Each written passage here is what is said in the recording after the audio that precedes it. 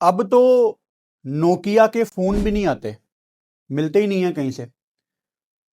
हम में से ऐसा कोई नहीं होगा जिसने ये मिसाल ना सुनी हो कि नोकिया के मोबाइल इसलिए खत्म हो गए, उन्होंने इवॉल्व नहीं किया, टेक्नोलॉजी को नहीं अपनाया, टाइम पे वो एंड्रॉयड नहीं लेके आए, नोकिया पीछे रह गया। ये वो नोकिया है जो मतलब एक टाइम पे हर बंदा नोकिया के गुण गाता था। जिसके पास नोकिया का मोबाइल होता था उसकी एक बड़ी टोर होती थी कि यार इसके पास नोकिया का मोबाइल है। लेकिन आज कोई उसका नाम भी नहीं लेता। और क्यों लेगा? इवॉल्व ही नहीं हुआ। दुनिया का एक असूल है, अगर आपको तरक्की करनी है आपको इवॉल्व होना पड़ता है।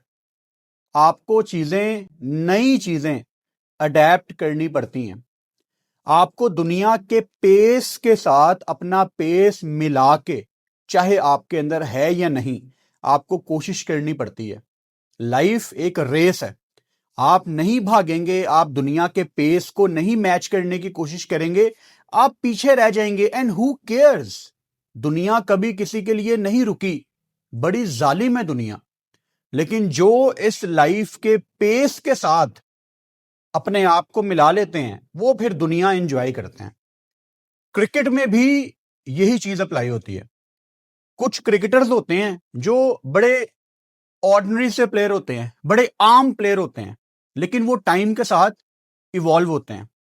टाइम के साथ क्रिकेट जो तेजी से आगे जा रही है वो अपनी रेंज को बढ़ाते हैं, मसल गेन करते हैं, पावर हिटिंग सीखते हैं, अडेप्ट करते हैं, मुश्किल कंडीशंस में जाके खुद खेलते हैं। पता लगा कोई काउंटी से कॉन्ट्रैक्ट कर लिया ताकि लंबी क्रिकेट खेल के अपने स्किल वो पॉलिश कर सकें। फिर कुछ क्रिकेटर्स ऐसे होते हैं जो अपने टैलेंट की वजह से थोड़ा ऊपर आ जाते हैं और अपने पूरे मुल्क को ये ख्वाब दिखाते हैं कि मैं इस दुनिया का सबसे बड़ा प्लेयर बनूंगा। जब सारी दुनिया उनकी वाह वाह कर रही होती है तो ऐसे मीडियोकर क्रिकेटर्स मेहनत करना छोड़ देते हैं, अडेप्ट करना छोड़ देते हैं। दुनिया जिस पेस से आगे जा रही है उसको मैच करने की तलब को बहुत पीछे छोड़ देते हैं। और 4-5 साल के बाद पता लगता है कि जो किसी जमाने में आपके साथ थे या आपके पीछे थे वो बहुत आगे निकल गए हैं और आप आज भी वहीं पे रुके हुए हैं जहां आप 4-5 साल पहले थे। यानी दुनिया आपको क्रॉस करके बहुत आगे जा चुकी होती है। मैं पिछले 24 घंटों में बहुत ज्यादा तरसा हूं कि मुझे ढूंढने पे कोई एक पाकिस्तान का फॉर्मर क्रिकेटर मिल जाए जिसने कल टेक्निकल एनालिसिस किया हो Babar Azam versus Steve Smith के ऊपर। सब ने ये तो कहा कि स्टीव स्मिथ ने ज्यादती कर दी, स्टीव स्मिथ ने सिंगल नहीं दी, लेकिन क्यों? उसकी टेक्निकल वजह क्या थी? यहां पे हमारे फॉर्मर क्रिकेटर्स आपको ये कहते नजर आ रहे हैं कल से कि स्टीव स्मिथ की शॉटें लग रही थी, कल उसका दिन था। तो बाबर को तो सामने लाने का फायदा ही नहीं है क्योंकि ये उसकी गेम ही नहीं थी। जरा इस पॉइंट को थोड़ा एलेबोरेट तो आप करें ना सारे फॉर्मर क्रिकेटर्स। मतलब अगर स्टीव स्मिथ जैसा बंदा, जो कि उसका एक आम तासुर क्या है, like what do you guys think about Steve Smith? One of the greats in test cricket. ODI में भी उसने अच्छा फॉर्मेट खेला है, लेकिन स्टीव स्मिथ को आप T20 में ग्रेट नहीं कहते क्योंकि शायद वो दुनिया के बड़े पावर हिटर्स में नहीं है। एंड बाय द वे, आप में से बहुत ज्यादा लोग ऐसे होंगे जिनको इस टाइम ये भी नहीं पता होगा कि स्टीव स्मिथ किस फॉर्मेट से रिटायर है। चलो मुझे बताओ, मैं लिख के देने के लिए तैयार हूं। आप में से 90% लोगों के दिमाग में आया होगा कि स्टीव स्मिथ T20 से रिटायर है। नहीं, स्टीव स्मिथ वनडे से रिटायर है। वो टेस्ट भी खेलता है, अभी एशेज खेली है, और T20 में वो रिटायर्ड नहीं है, लेकिन ऑस्ट्रेलिया ने उसको 2024 के बाद सेलेक्ट नहीं किया। स्टीव स्मिथ ने जो 2025 में वनडे फॉर्मेट से रिटायरमेंट अनाउंस की थी, उसके पीछे टेक्निकल वजह पता क्या थी?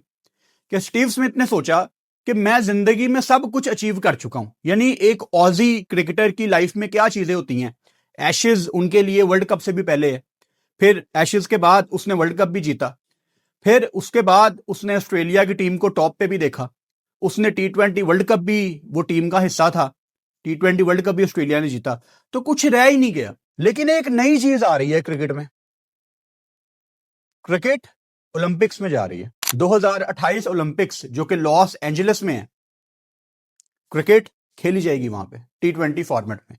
तो स्टीव स्मिथ ने अपनी वनडे क्रिकेट को टाटा बाय बाय कर दिया, क्योंकि मुझे ओलंपिक्स खेलनी है, मैं ऑस्ट्रेलिया से टेस्ट खेलूंगा और जब मुझे दरमियान में टाइम मिलेगा मैं मैक्सिमम लीग्स खेलूंगा, मैं मैक्सिमम T20 क्रिकेट खेलूंगा, ताकि ऑस्ट्रेलिया मुझे कंसीडर करना शुरू कर दे दोबारा T20 के फॉर्मेट में।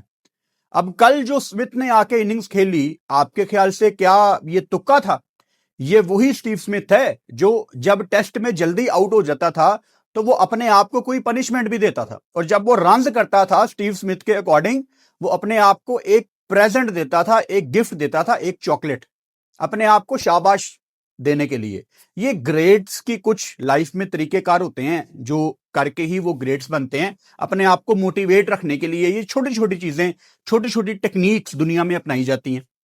अब कल जो उसने नॉक खेली 42 बॉलों पे 100, एक ओवर में 32, बिग बैश की हिस्ट्री में एक ओवर में सबसे ज्यादा रन्स। यार उसको क्रिटिसाइज करने वाले तो ये भी कह रहे हैं कि वो एक साइड की बाउंड्री छोटी थी जिसमें उसने 4 छक्के लगाए हैं, और यार उसका एक छक्का तो 107 मीटर का था, वो सिडनी की छत को जाके टकराया है। वो इतनी सी पता नहीं पानी की टैंकी वो क्या चीज थी, वो अगर ना बॉल से टकराती तो बॉल ने बाहर जाके किसी गाड़ी का शीशा ही तोड़ देना था। मुझे नहीं याद पड़ता मैंने सिडनी में कभी इतना लंबा छक्का देखा हो। तो छोटी बाउंड्री तो यहां से निकल ही जाती है बाहर। 42 बॉलों पे उसने 100 किया। क्या ये तुक्का था? ये तुक्का नहीं था। ये वो प्रोसेस होता है जो आप एज पाकिस्तान क्रिकेट फैन नहीं समझते।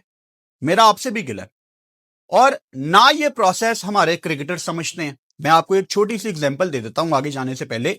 मैंने वर्ल्ड कप की टीम कल अपनी अनाउंस की, वो वीडियो हमारे यूट्यूब चैनल पे मौजूद है। जो 2 प्लेयर्स मुझे सबसे ज्यादा सुनने को मिले ना कि ये पाकिस्तान टीम में क्यों नहीं है, वो एक था जमान खान और दूसरा था ख्वाजा नाफे। अब इन दोनों को हमारे पाकिस्तान क्रिकेट फैंस मेजॉरिटी में एक एक मैच की बेस के ऊपर पाकिस्तान की वर्ल्ड कप की टीम में भेजना चाह रहे हैं। एक मैच की बेस के ऊपर ना कोई बाहर निकलता है ना कोई आता है।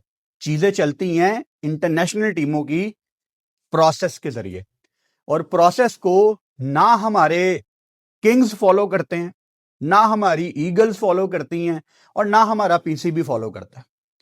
इनमें से कोई किंग बन गया, कोई ईगल बन गई, कोई पता नहीं ब्रेडमैन बन गया T20 का, लेकिन क्रिकेटर नहीं बन पाए ये लोग। ये बहुत बुरी बिग बैश जा रही है रिजवान और बाबर की। रिजवान की तो आज खत्म हो गई है। 102 का स्ट्राइक रेट रिजवान का है और 107 का स्ट्राइक रेट अभी तक बाबर आजम का है। आप इसको किस तरह डिफेंड करेंगे? ये डिफेंड होने के काबिल परफॉर्मेंसेस नहीं है। मैं खुद भी इसको एक्सेप्ट नहीं कर पा रहा। मुझे डाउट था कि ये ऑस्ट्रेलिया में शायद इनके लिए इतना आसान नहीं होगा, लेकिन बहुत ही बुरी परफॉर्मेंस रही है।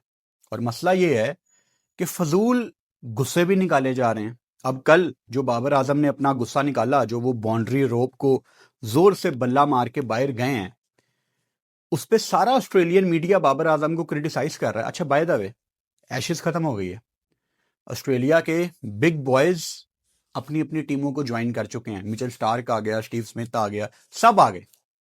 एक चीज नोट करो, इनके कमेंटेटर्स जो पाकिस्तानी प्लेयर्स को इतना चढ़ा के रिप्रेजेंट कर रहे थे ना, अब वो सिर्फ अपने ऑजी प्लेयर्स के गुण गा रहे हैं। बिग बैश को प्राइवेट लोग कंट्रोल नहीं करते, प्राइवेट लोग नहीं चलाते, क्रिकेट ऑस्ट्रेलिया खुद चलाती है। तो क्रिकेट ऑस्ट्रेलिया ने तो भाई साहब बहुत पैसे कमाए हैं इस टाइम, हाइप बना के, टिकटें बेच के, और जब उनके मेगा स्टार्स वापस आ गए, वो अब आपके क्रिकेटर्स को जो थोड़ा बहुत हुला हाथ उन्होंने रखा हुआ था, उन्होंने वो भी उठा लिया है। तमाम ऑजी कमेंटेटर्स, तमाम एक्सपर्ट्स, तमाम बाहर के सहाफी, सब आपके क्रिकेटर्स को क्रिटिसाइज कर रहे हैं। और मैं बहुत परेशान हूं क्योंकि मेरे कंट्री का इमेज मेरे ही अपने लोगों की वजह से ठीक नहीं जा रहा। जैसे बाबर आजम के कुछ फैंस ने स्टॉइनस को इंस्टाग्राम पे जाके गालियां निकाली, फिलिपी को जाके किंग बाबर लिखना शुरू कर दिया जो सिडनी सिक्सर का बैटर है। कल स्टीव स्मिथ के इंस्टाग्राम पे जाके उसकी एशेज की तस्वीरों के नीचे king Babar you are nothing, you did wrong with Babar, मतलब कोई कसर नहीं छोड़ी इन लोगों ने। अब एक आम ऑजी या एक आम ऑस्ट्रेलियन या स्टीव स्मिथ की फैमिली या स्टीव स्मिथ खुद, उसने जब आज अपना सुबह उठ के इंस्टाग्राम देखा होगा, उसने पाकिस्तान के बारे में क्या सोचा होगा। और ये जो बात आपको मैं बता रहा हूं, ये अनफॉर्चुनेटली उस ऑडियंस तक जाएगी ही नहीं, क्योंकि जो ये वाली ऑडियंस है ना, जो स्टीव स्मिथ के इंस्टाग्राम पे जाके किंग बाबर लिखेगी या गालियां लिखेगी, ये वीडियोस नहीं देखते क्योंकि इनके अंदर सब्र ही नहीं है। सब्र छोड़ें, ये वही लोग हैं जो सिग्नल तोड़ते हैं और कहते हैं यार गवर्नमेंट की वजह से मुल्क में खराबी आ गई है। ये वही लोग हैं जिनकी वजह से इनका हमसाया, इनका नेबर इनसे तंग होता है। इनको कुछ नहीं पता कि ये क्या कर रहे हैं, क्यों कर रहे हैं। बाबर आजम के बहुत अच्छे फैंस भी हैं जो बाबर की बेहतरी चाहते हैं, जो रिजवान की बेहतरी चाहते हैं, लेकिन ये एक मखसूस तबका है जो पाकिस्तान का इमेज बड़ा खराब कर रहा है।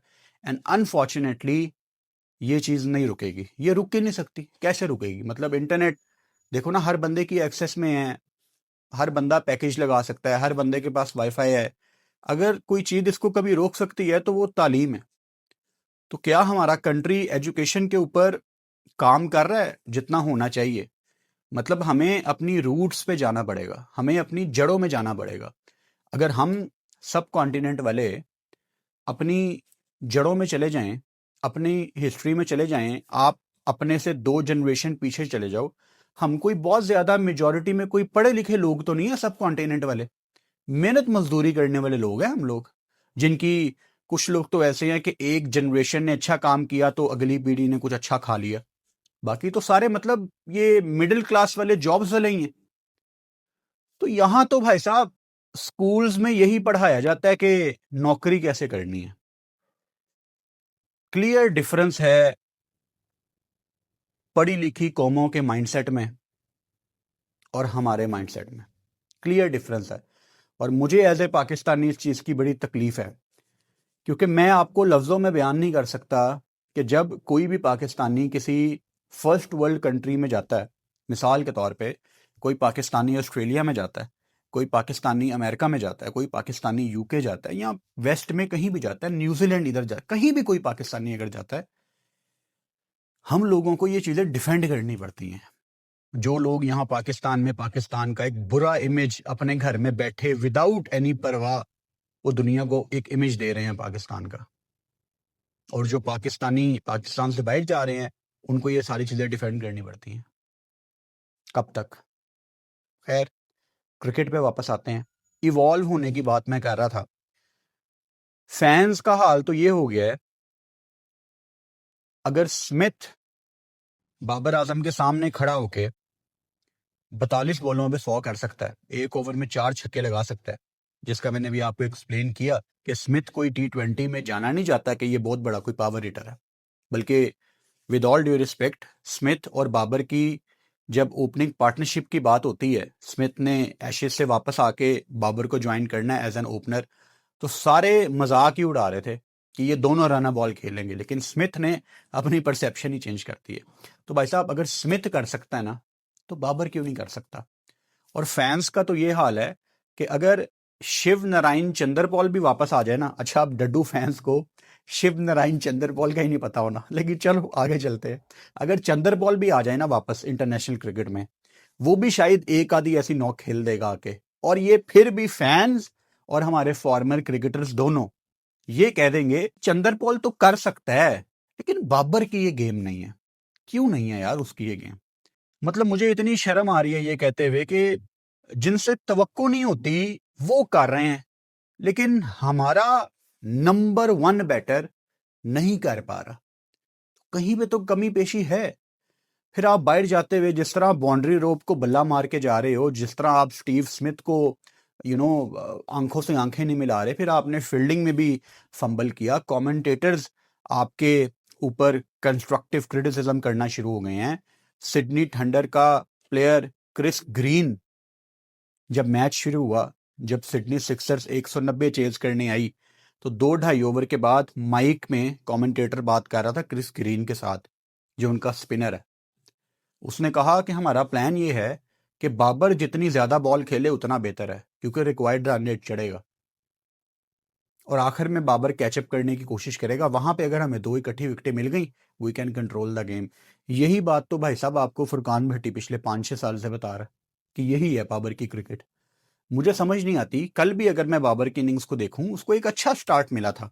अगर आपको एक अच्छा स्टार्ट मिल गया है, बजाय इसके कि आप मजीद एक्सेलरेट करो, वो एकदम रना बॉल पे आ जाता है। मतलब जिनके बॉल स्पिन नहीं होते उनको भी कल वो 3-3 4-4 बॉले डॉट खेल रहे हैं, एंड लिटरली फील्डिंग खुली हुई है। मतलब 5 फील्डर दायरे से बाहर हैं, आपके पास इतनी ऑप्शंस हैं, आप 20-25 बॉलें खेलने के बाद टिप करने का क्या तुक है। मैंने एक दफा विराट कोहली को यह बात कहते हुए सुना था कि T20 में एज ए बैटर एकदम जब आपको लास्ट मोमेंट पे कुछ समझ नहीं आती, आप ब्लॉक करने की तरफ चले जाते हो।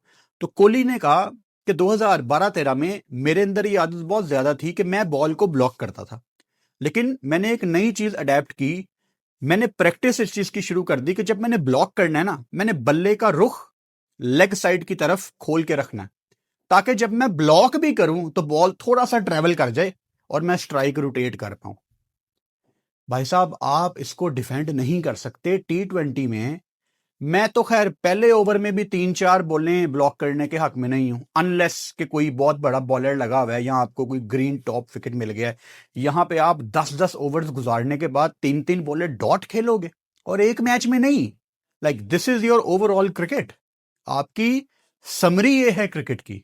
अगर कोई आपको समराइज करे तो आप यही हैं। आपका स्ट्राइक रेट आपकी क्रिकेट का मुंह बोलता हुआ एक सबूत है। 106 का स्ट्राइक रेट बिग बैश में कोई कैसे डिफेंड कर सकता है?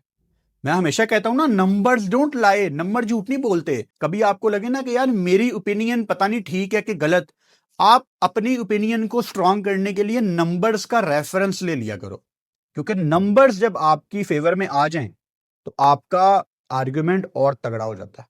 मेरा हमारे फॉर्मर क्रिकेटर से बहुत बड़ा गिला है। काश पाकिस्तान में कोई फॉर्मर क्रिकेटर टेक्निकल एनालिसिस शुरू कर ले, क्योंकि सिस्टम उल्टा चल रहा है।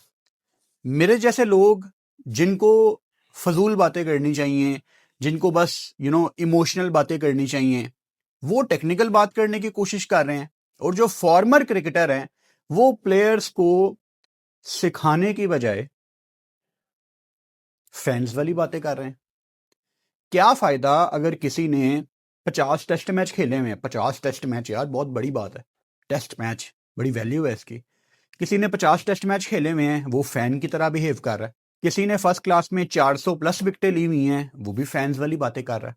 और मेरे जैसा बंदा जिसने कभी जिंदगी में क्रिकेट नहीं खेली, जिसका कोई ताल्लुक नहीं है ग्राउंड के साथ, वो टेक्निकल बात करने पे मजबूर है।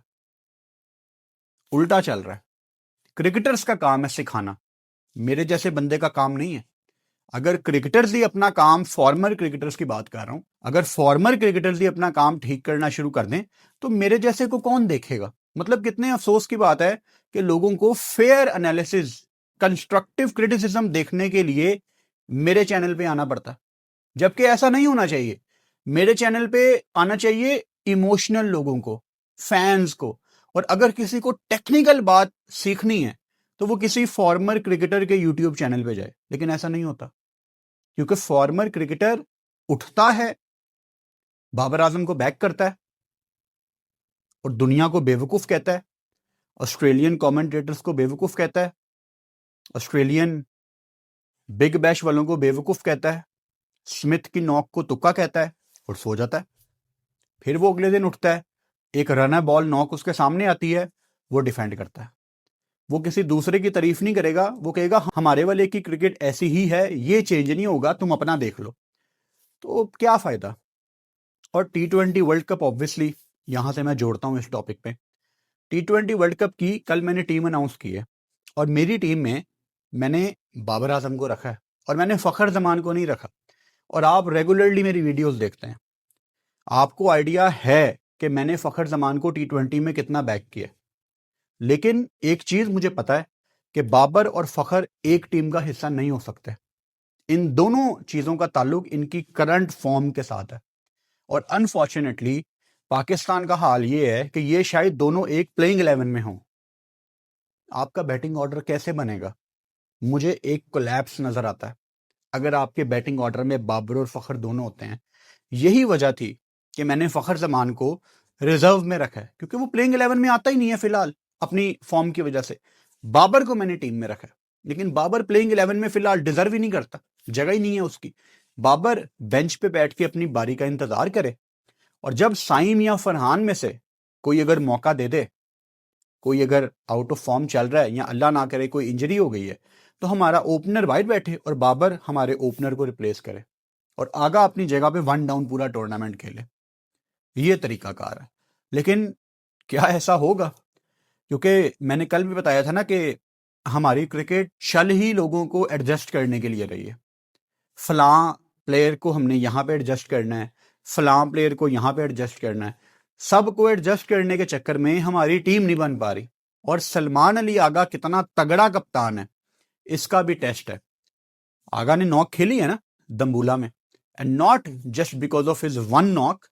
मैंने आपको नंबर्स के साथ साबित किया था कि आगा का वन डाउन में सबसे अच्छा रिकॉर्ड है, 165 का उसका स्ट्राइक रेट है। उसको वन डाउन ही खेलना चाहिए। तो क्या आगा वन डाउन कंटिन्यू करेगा अगेंस्ट ऑस्ट्रेलिया? मैं दोबारा आपको रिमाइंडर दे देता हूं कि ऑस्ट्रेलिया के आपके जो तीनों T20 मैच हैं वो पाकिस्तान टाइम के मुताबिक अब दोपहर को 4 बजे शुरू होने हैं। फॉग की वजह से पहले 6 बजे था, अब 4 बजे होंगे। Just a friendly reminder. तो क्या Salman Ali Agha one down batting करेगा? क्या सलमान अली आगा इतना ब्रेव कप्तान है? अनफॉर्चुनेटली हमारा सिस्टम ऐसा है इस टाइम कि कौन टीम में क्यों आ रहा है और कौन टीम से क्यों जा रहा है, ये प्रोसेस के तहत नहीं हो रहा। मतलब माइक हेसन हमारे हेड कोच वाइट बॉल के, वो जब भी बाबर के बारे में उनसे सवाल होता था वो कहते थे कि बाबर को अपना स्ट्राइक रेट इंप्रूव करना पड़ेगा, बाबर को अपनी पावर रेंज बढ़ानी पड़ेगी, नई शॉट्स डेवलप करनी पड़ेंगी वगैरह वगैरह। और उसको करने के लिए बाबर ने कुछ नहीं किया। मतलब उसने कोई क्रिकेट नहीं खेली दरमियान में। इवन सेंस पता क्या चीज बनाती कि ये बिग बैश का इंतजार करते कि देखते हैं यार कि बाबर की बिग बैश कैसी जाती है, फिर उसको पाकिस्तान टीम में वापस लेके आएंगे। अगर टू बी ऑनेस्ट आपने उसकी बिग बैश के ऊपर फैसला करना था तो सीधा वो पाकिस्तान टीम में नहीं आता था, उसने बाहर ही होना था। आपने बैक गेयर लगाया एशिया कप के बाद, और क्यों लगाया इसका ताल्लुक आकिब जावेद के साथ भी है। मैं कन्विंस हूं इस बात पे कि ये बाबर आजम को सिर्फ इसलिए वापस लेके आए हैं टाइम से पहले कि हमें जो इतना ज्यादा क्रिटिसिज्म सुनना पड़ रहा है कि नई टीम नई टीम नई टीम, एक आधे सीनियर को वापस लेके आते हैं, बाबर को वापस लेके आते हैं। पाकिस्तान टीम जब हारेगी तो लोग फिर बाबर आजम पे भी बात करेंगे, तो जो क्रिटिसिज्म है लोगों का वो डिवाइड हो जाएगा। 50% बाबर टीम में क्या कर रहा है, 50% माइक हेसन क्या कर रहा है। तो जो 100% क्रिटिसिज्म इनके ऊपर हो रहा था इन्होंने डिवाइड कर लिया। ये बड़े स्मार्ट लोग हैं। अगर कोई स्मार्ट नहीं है तो वो हम पाकिस्तान क्रिकेट फैंस हैं। लेकिन मैं कोशिश करता हूं आपको तल्ख बातें बताने की, लेकिन होती वो हकीकत में मबनी। अगर मैं यहां एजेंडा चला रहा होता ना तो फखर जमान मेरी प्लेइंग 11 में होता, लेकिन वो मेरे स्क्वाड में नहीं है। मैं एजेंडा चला रहा होता, नसीम शाह मेरे स्क्वाड से बाहर होता, लेकिन वो मेरे स्क्वाड में है। मैं यहां एजेंडा चला रहा होता तो उस्मान तारिक मेरे स्क्वाड में ना होता। तो काफी लोगों ने कमेंट किए कि उस्मान खान को आपने कैसे टीम में रख लिया, फलां को आपने कैसे टीम में रख लिया। भाई साहब आप कल वाली वीडियो देखें, हमने रियलिटी बेस्ड स्क्वाड बनाया है। वो लड़के जो इनके प्लान्स में हैं, जो जा रहे हैं, मेरी और आपकी ख्वाहिशात डिफरेंट हो सकती हैं लेकिन उसका रियलिटी से शायद ताल्लुक नहीं होगा। तो जो लड़के जा रहे हैं वो हमने अपने स्क्वाड में कल डिस्कस किए हैं। एनीवेज, एक ओपिनियन लोगों का ये है कि फुरकान भट्टी आप ये चाहते हैं कि बाबर आजम पाकिस्तान से T20 वर्ल्ड कप ना खेले। भाई साहब बाबर आजम मेरी टीम का हिस्सा है, कल मैंने अपनी टीम अनाउंस की थी, and I desperately want Babar Azam to play this World Cup. You know why? Because मैं देखना चाहता हूं कि ये अपने आखिरी T20 के टूर्नामेंट में क्या करता है, ताकि ये किस्सा ही खत्म हो जाए। देखो, अब हमें आगे बढ़ना है, दुनिया बहुत आगे जा चुकी है, आप ये रन बॉल के माइंडसेट में अब नहीं रह सकते। और मुझे बड़ी तकलीफ है इस बात की कि बाबर आजम को ये चीज रियलाइज नहीं हो रही। मोहम्मद रिजवान को आप देख लें, आज भी रन बॉल वाली नॉक, 102 का स्ट्राइक रेट बिग बैश में। मतलब ये लोग जिद भी नहीं छोड़ रहे, क्या निकालना चाहते हैं? मतलब मॉर्गन को देखो, इंग्लैंड का कप्तान, अपनी पीक पे वो वर्ल्ड कप जीत के साइड पे हो गया। मतलब कितनी एग्जांपल्स हैं आपके पास दुनिया में। दुनिया में क्रिकेटर्स एक अच्छी एज में कुछ अचीव करके साइड पे हो जाते हैं। अभी इन लोगों ने अचीव नहीं किया। ये अगर कोई एक आधा वर्ल्ड कप जीत जाते पीछे कोई 3-4 साल में, इन्हों ने तो नहीं पा देनी सी। ये तो मतलब पाकिस्तान टीम में फिर खेलते 42-43 की उम्र तक रन बॉल, और फिर इन्होंने कहना था हमें मेंटोर भी बनाओ, और फैंस इनके साथ होते। तो भाई साहब, दुनिया बहुत आगे जा चुकी है, आपको आगे जाना पड़ेगा। और मैं इस बात पे बहुत ज्यादा डिसएग्रीमेंट करता हूं। ये जो लोग कहते हैं ना कि बाबर आजम, मोहम्मद रिजवान अगर टीम में नहीं होंगे तो ग्राउंड में कौन आएगा मैच देखने, ये आपके फॉर्मर चेयरमैन रमीज भाई भी यही कहते थे, रमीज राजा। पाकिस्तान बांग्लादेश की लाहौर वाली सीरीज निकाल के देख लो, तीनों मैच हाउसफुल थे, ना बाबर था ना रिजवान। लोग बड़े सियाने होते हैं, लोगों को एक आधा कोई अच्छा यंगस्टर दिख जाए और वो यंगस्टर एक आधी कोई नॉक खेल जाए, कोई याद नहीं रखेगा। वो दुनिया यार वसीम अकरम के बाद आगे मूव ऑन कर गई है, दुनिया ग्लेन मैग्रा के बाद आगे मूव ऑन कर गई है। दुनिया को ब्रायन लारा नहीं दिखता अब, दुनिया को सचिन तेंदुलकर नहीं दिखता, दुनिया को विराट कोहली टेस्ट और T20 में नहीं दिखता, इंजमामुल हक पाकिस्तान की टीम में नहीं है, शुएब अख्तर पाकिस्तान की टीम में नहीं है। ये वो क्रिकेटर्स हैं, लगता था कि इनके बगैर क्रिकेट कैसे सरवाइव करेगी। सारे चले गए और क्रिकेट आगे जाती जा रही है। तो किसी के जाने से कोई फर्क नहीं पड़ता, आपको बस पेस मिलाना पड़ता है दुनिया के साथ और इवॉल्व होना पड़ता है। लेकिन क्या ये लोग इवॉल्व होने वाला माइंडसेट रखते हैं? इसका जवाब बदकिस्मती से है नहीं। Good night.